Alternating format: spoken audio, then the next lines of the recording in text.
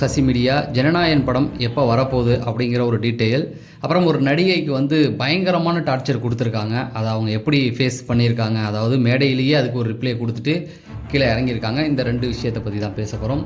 நீங்கள் நம்ம சேனலுக்கு புதுசாக இருந்தால் சேனலை சப்ஸ்கிரைப் பண்ணிட்டு வீடியோ லைக் பண்ணுங்கள். ஃபஸ்ட்டு எடுத்த உடனே மௌனி ராய் எல்லாருமே இந்த நாகினி சீரியல் பார்த்துருந்தீங்கன்னா அதில் நடிச்சிருப்பாங்க.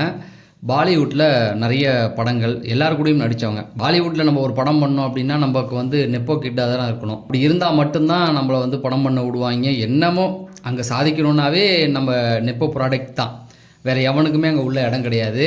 அப்படி அந்த மாதிரியான இடத்துல இந்த மௌனி ராய் இப்போ இன்றைக்கி ஒரு இடத்துல பிடிச்சிருக்காங்க. அவங்களுக்கு வச்சு நிறைய படங்கள் வருது, நிறைய படங்கள் அவங்க நடிச்சிருக்காங்க. அக்ஷயகுமாராக இருக்கட்டும், அமீர் கான், இப்படி நிறைய பேர் கூடலாம் படம் பண்ணியிருக்காங்க.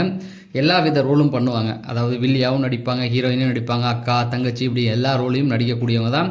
இந்த நாகினி சீரியல் அவங்களுக்கு நல்ல பேர் வாங்கி கொடுத்துச்சு. அப்புறம் மகாதேவ் அப்படிங்கிற ஒரு சீரியல்லையும் அவங்க நடிச்சிருப்பாங்க. இப்படி நிறைய இதில் நடிச்சிருந்தாங்க. ஸோ இவங்களுக்கு ஹரியானா ஒரு ஃபங்க்ஷனில் இவங்களை கூப்பிட்டுருந்தாங்க. இவங்களும் போயிருக்காங்க.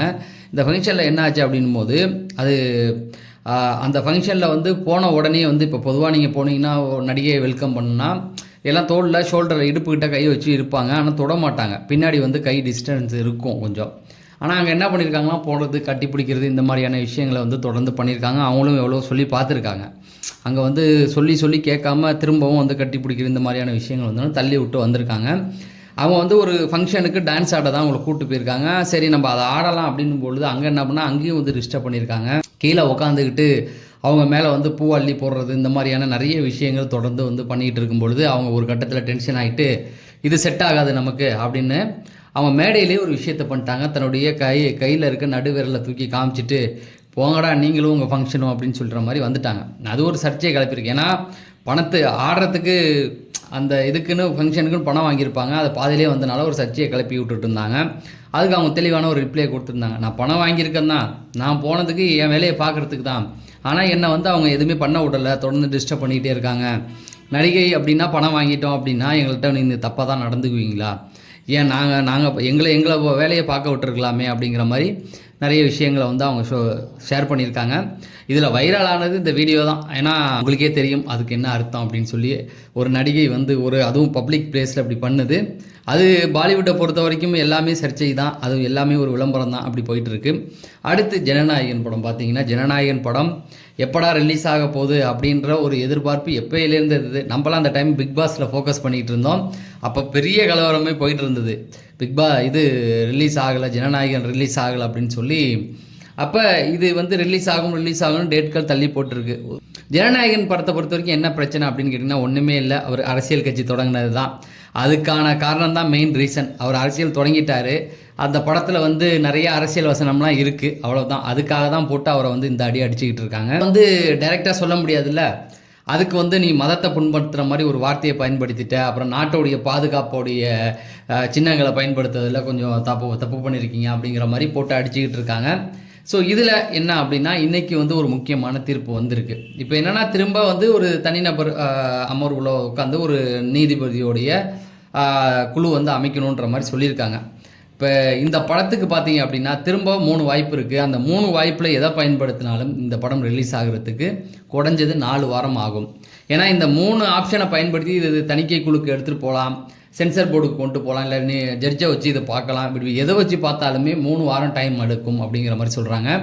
அப்படின்னா இந்த படம் பிப்ரவரியில் ரிலீஸ் ஆகிறதுக்கும் வாய்ப்பு இல்லை, மார்ச்சுக்கு போகுது அப்படிங்கிற மாதிரி தான்.